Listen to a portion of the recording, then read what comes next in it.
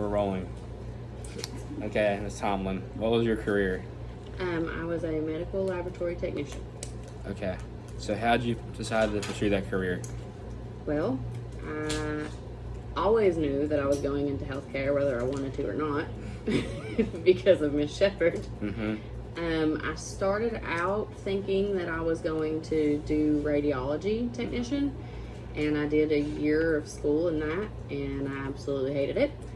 And took a year off, and I worked doing phlebotomy for several years, like while I was in school already. So I don't know why it didn't hit me sooner. Mm-hmm.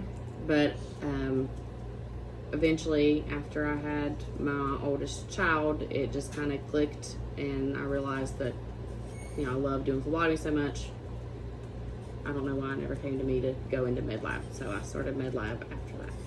Okay, so what education did you have to be med lab? So I had to have an associate's degree, so 2-year degree, and I went to Southern.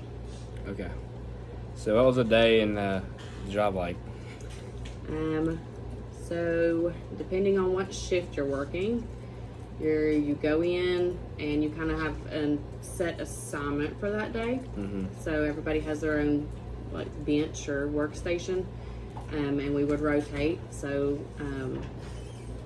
in our general lab area, we had hematology, urinalysis, chemistry, and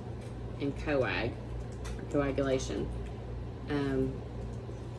You would have patients come in, they would do morning run, the phlebotomist would send their blood work down, you would log it in, put it on the instrument, run it, and report results, call the doctors if you need to for, you know, critical results,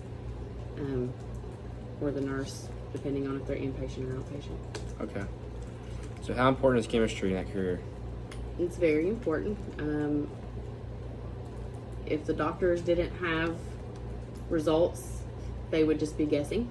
Yeah. So it tells you a lot about what's going on inside the body. Mm-hmm. Those levels, specifically like your electrolyte levels and organ function levels. Mm-hmm. So like, what's an example of a test you would run, like urine or blood or anything that would have to do with the chemistry? You have to read a level. So like I said, electrolyte levels would be one. That's telling me how like hydrated, dehydrated you are. Mm-hmm. And if those like potassium, chloride, sodium, if those get out of whack, it can cause a lot of issues, specifically with like heart, kidney things, and Mm-hmm. major organs. So what's like an instrument or tool you would use to analyze stuff like that? So we have pretty large instruments in the lab that are like automated and kind of do the work for you. One of the instruments that we had when I started working was, it's been too long. No pressure. You're good. I know the brand, but I can't think of the instrument name. It's fine. It's been too long ago. But we had like radiometers. I know we had radiometers to do like blood gas levels and things on patients.